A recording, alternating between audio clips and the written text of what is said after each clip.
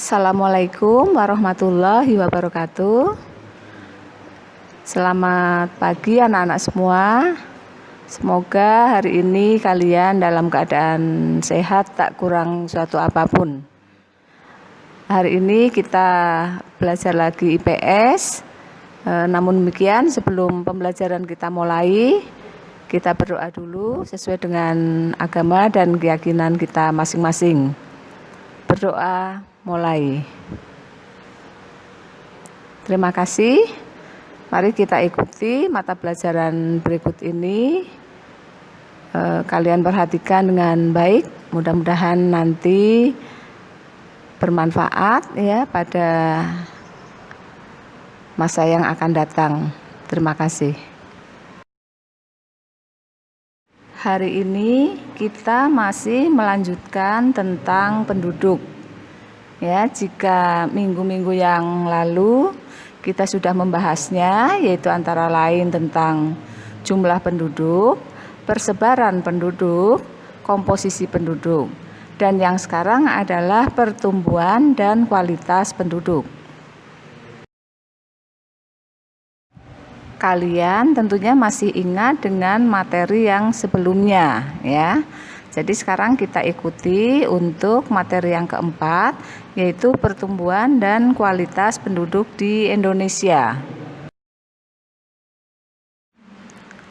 Anak-anak sudah tahu apa itu pertumbuhan penduduk? Ya, pertumbuhan penduduk adalah keseimbangan dinamis antara kekuatan yang menambah dan kekuatan yang mengurangi jumlah penduduk. Mengapa penduduk mengalami pertumbuhan? Ternyata ada beberapa hal yang mempengaruhinya. Yang pertama adalah kelahiran atau L. Kedua, kematian atau M. Dan yang ketiga adalah migrasi, yaitu imigrasi atau I dan emigrasi atau E. Kelahiran dan kematian merupakan faktor pertumbuhan penduduk yang bersifat alami atau faktor alami. Sedangkan migrasi merupakan faktor non-alami di dalam pertumbuhan penduduk. Lalu, bagaimana pengaruh dari faktor-faktor tadi terhadap pertumbuhan penduduk? Ya, ternyata pengaruhnya berbeda. Kelahiran bersifat menambah jumlah penduduk, sedangkan kematian bersifat mengurangi jumlah penduduk. Yang berikutnya adalah pengaruh migrasi terhadap pertumbuhan penduduk. Karena migrasi ada dua, tentunya di sini pengaruhnya berbeda antara imigrasi dan emigrasi. Migrasi yang bersifat menambah disebut migrasi masuk atau imigrasi yang disingkat dengan I. Sedangkan migrasi yang bersifat mengurangi disebut migrasi keluar atau emigrasi disingkat E. Mari anak-anak perhatikan contoh cara menghitung pertumbuhan penduduk berikut ini. Contoh pertama, misal jumlah penduduk awal tahun di kota A 7 orang. Kemudian pada tahun yang sama lahir 1 orang. Maka jumlah penduduk akhir tahun pada kota A adalah 8 orang. Sekarang contoh yang kedua. Jumlah penduduk awal tahun kota A adalah 7 orang. Kemudian pada tahun yang sama meninggal 1 orang. Maka jumlah penduduk akhir tahun kota A 7 dikurangi 1 yaitu menjadi 6. Contoh fenomena yang ketiga adalah jumlah penduduk awal tahun kota A sama dengan 7 orang. Kemudian pada tahun itu masuk 1 orang dari negara lain atau imigran yang telah melakukan imigrasi. Oleh karena itu, jumlah penduduk akhir tahun kota A adalah 7 orang ditambah 1 orang, atau sama dengan 8 orang. Contoh yang keempat adalah berikut ini. Jumlah penduduk awal tahun kota A adalah 7 orang. Kemudian ada 1 orang yang melakukan emigrasi atau pindah ke luar negeri. Oleh karena itu, jumlah penduduk akhir tahun kota A 7 dikurangi 1 atau sama dengan 6. Tadi anak-anak sudah mempelajari bagaimana cara menghitung pertumbuhan penduduk yang dipengaruhi oleh kelahiran saja, kematian saja, imigrasi saja, dan emigrasi saja. Sekarang kita akan mempelajari pertumbuhan penduduk alami, yaitu pertumbuhan penduduk yang dipengaruhi oleh kelahiran dan kematian. Contohnya, jumlah penduduk awal tahun kota A 7 jumlahnya. Kemudian pada tahun itu lahir 3 bayi dan meninggal 1 penduduk. Oleh karena itu, jumlah penduduk akhir tahun kota A adalah 7 ditambah 3, ya, karena 7 jumlah penduduk yang ada, ditambah bayi yang lahir 3, sehingga jumlahnya menjadi 10, kemudian meninggal 1, ya, penduduknya, sehingga 10 dikurangi 1 atau 9. Gitu ya cara menghitungnya. Untuk yang tadi kita menghitung pertumbuhan penduduk alami. Sekarang kita menghitung pertumbuhan penduduk non-alami. Jadi dipengaruhi oleh imigrasi dan emigrasi. Contohnya, jumlah penduduk awal tahun kota A sama dengan 7 orang. Kemudian pada tahun itu terjadi imigrasi 3 orang atau masuknya 3 orang dari negara lain dan emigrasi 1 orang atau ada yang pindah ke negara lain 1 orang.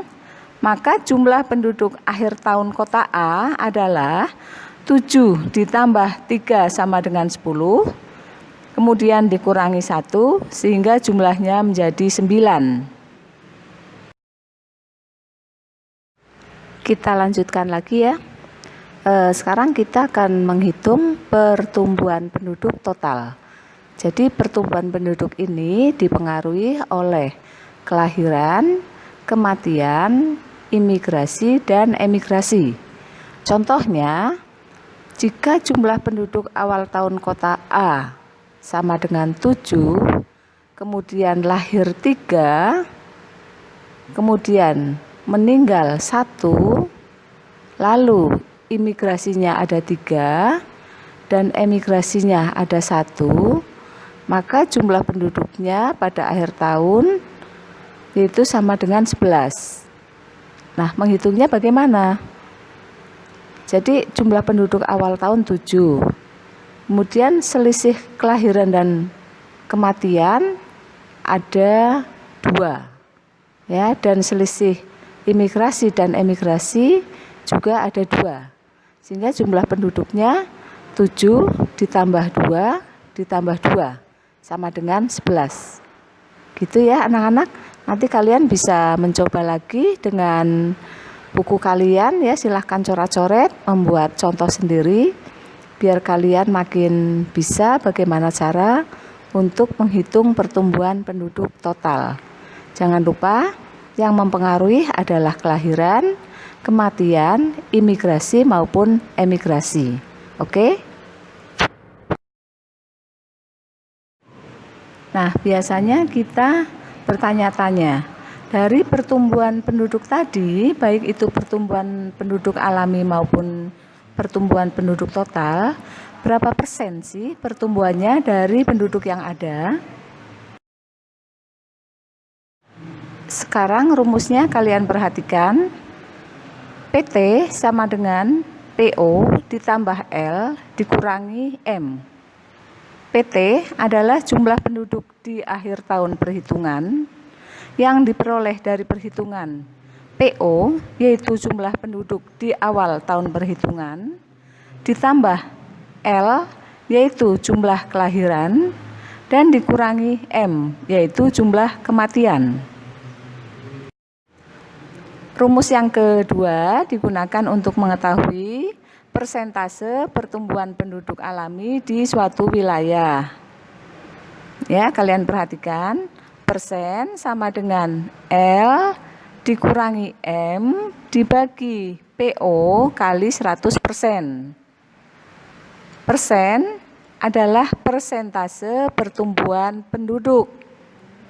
Ya, L tadi sudah dijelaskan merupakan kelahiran, M kematian, ya, jadi L dikurangi M dibagi PO, jumlah penduduk di tahun awal perhitungan, kali 100%. Kalian perhatikan fenomena sosial atau dinamika kependudukan berikut ini pada slide selanjutnya. Sekarang contohnya, jumlah penduduk di kota A pada tahun 2015 sebanyak 250.000 jiwa. Selama tahun 2015 hingga 2016, jumlah bayi yang lahir di kota tersebut sebanyak 18.000 jiwa. Sedangkan jumlah orang yang meninggal dunia sebanyak 7.500 jiwa. Berapa jumlah penduduk kota A di akhir tahun 2016 dan berapa persen pertumbuhan penduduknya? Jawabannya ada di slide berikut ini. Sekarang jawabannya, PT sama dengan 250.000 ditambah 18.000 dikurangi 7.500 sama dengan 250.000 ditambah 10.500 sama dengan 260.500 jiwa. Berapa persen pertumbuhan itu? Pertumbuhannya adalah persen sama dengan 10.500 dibagi 250.000 kali 100%, atau sama dengan 4,2%. Artinya, pertumbuhan penduduk yang dialami oleh kota A pada periode 2015-2016 adalah 10.500 jiwa. Jumlah penduduk pada akhir tahun 260.500 jiwa. Sementara hasil perhitungannya adalah 4,2%. Artinya laju pertumbuhan penduduk kota A tergolong cepat. Sudah jelas ya anak-anak? Tadi kalian belajar menghitung persentase pertumbuhan penduduk alami.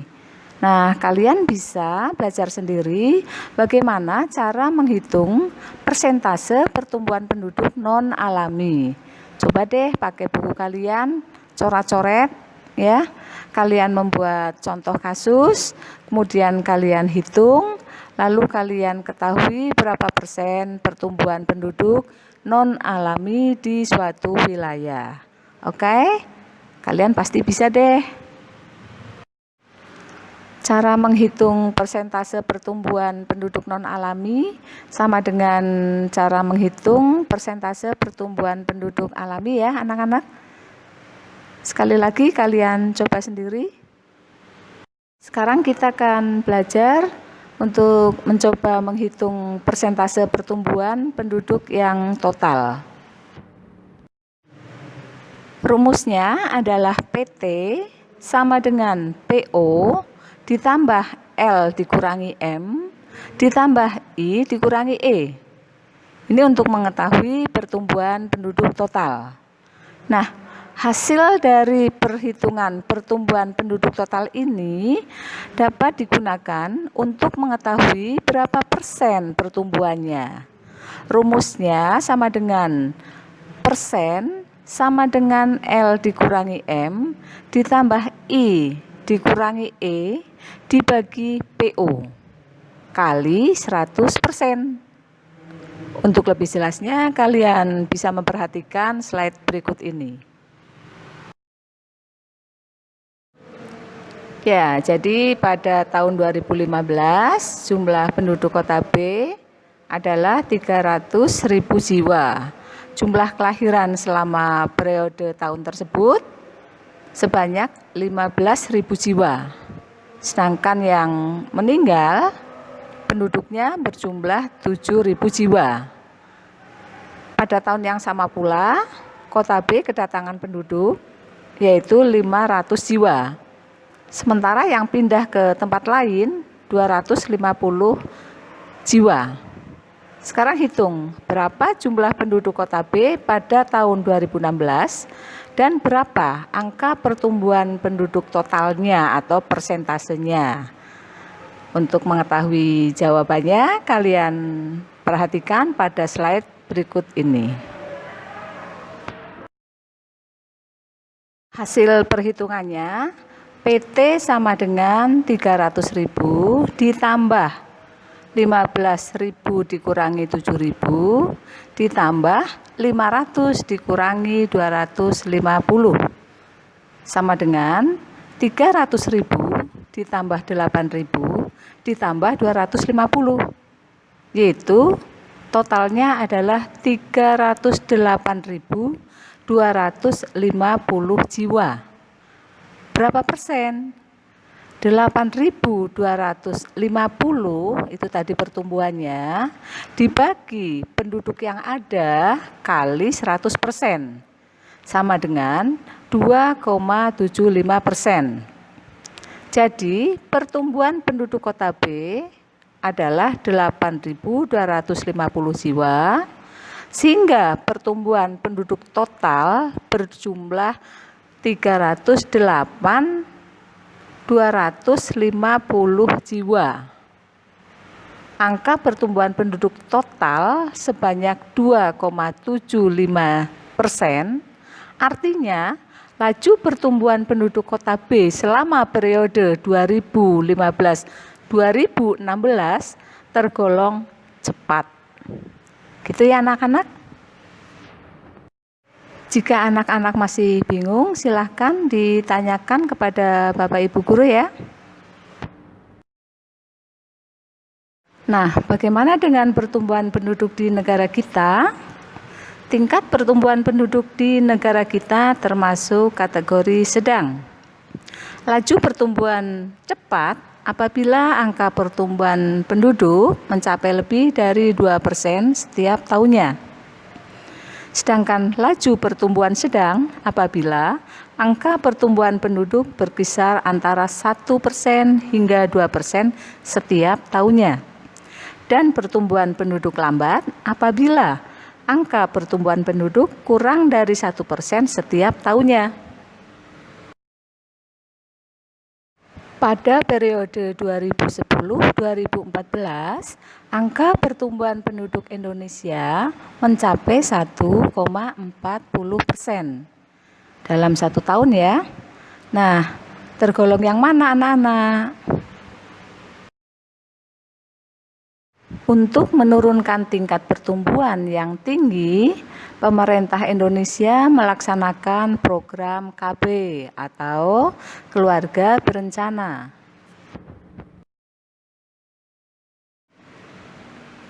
Melalui program Keluarga Berencana, pertumbuhan penduduk Indonesia telah mengalami penurunan dari awalnya 2,31% pada tahun 1971 hingga 1980 menjadi 1,49% pada periode 1990-2000.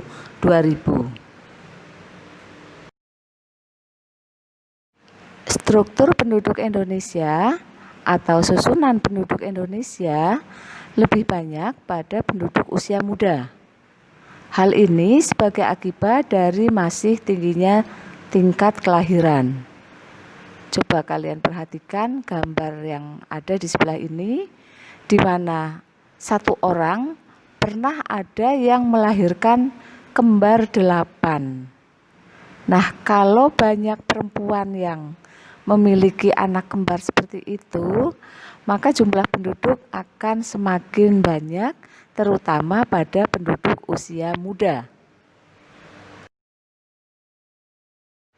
Jika pertumbuhan penduduk itu tinggi, dapat digambarkan menyerupai piramida ekspansif. Piramida ini dikenal juga dengan istilah piramida segitiga, kerucut, limas, atau piramida penduduk muda. Coba kalian perhatikan struktur penduduk di Indonesia. Persentase penduduk 0 sampai 14 tahun pada tahun 1980 jumlahnya mencapai 40,3%. Pada tahun 1985 sedikit mengalami penurunan, yaitu menjadi 39%. Dan pada tahun 2000 diperkirakan turun lagi, yaitu menjadi 37,7%. Pertumbuhan penduduk ada segi positifnya, namun demikian ada segi negatifnya juga. Pertumbuhan penduduk yang cepat menyebabkan beberapa hal berikut ini. 1. Pertumbuhan penduduk usia muda yang cepat menyebabkan tingginya angka pengangguran. 2. Persebaran penduduk tidak merata. 3. Komposisi penduduk kurang menguntungkan karena banyaknya penduduk usia muda yang belum produktif sehingga beban ketergantungan menjadi tinggi. 4. Arus urbanisasi menjadi tinggi sebab kota lebih banyak menyediakan lapangan kerja sehingga banyak penduduk dari desa yang pindah ke kota. 5. Menurunnya kualitas dan tingkat kesejahteraan penduduk.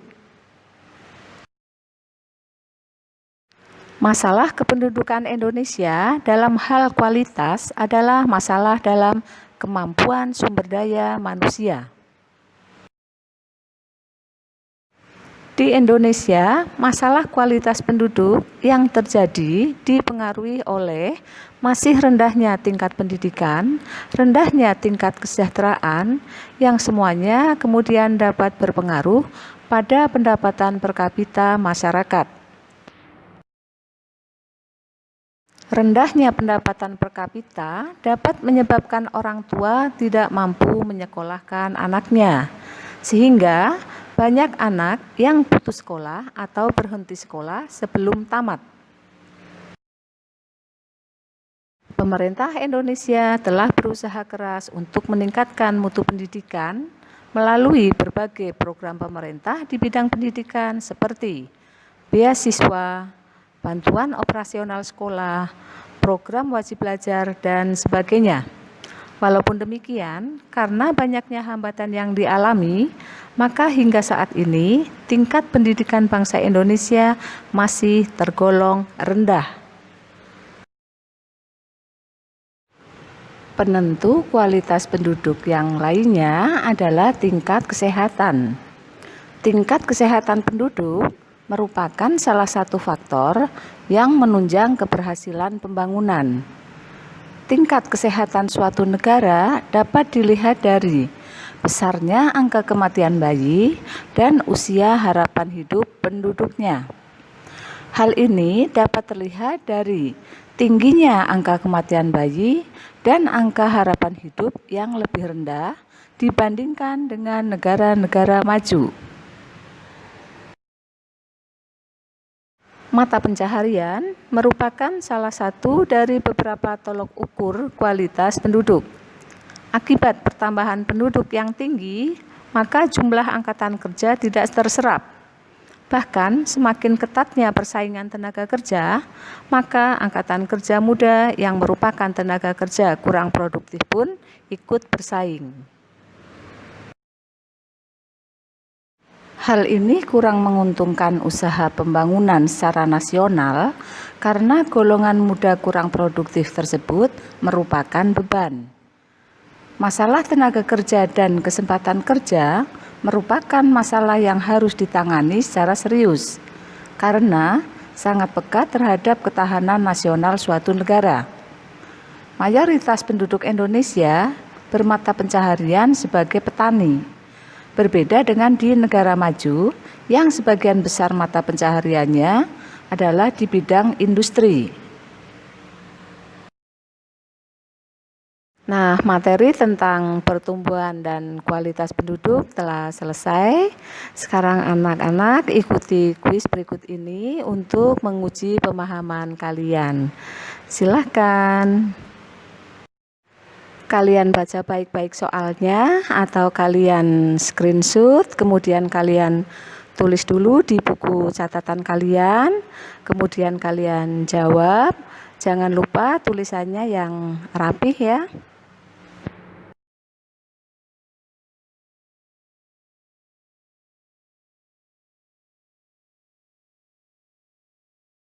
Terima kasih anak-anak untuk pertemuan hari ini.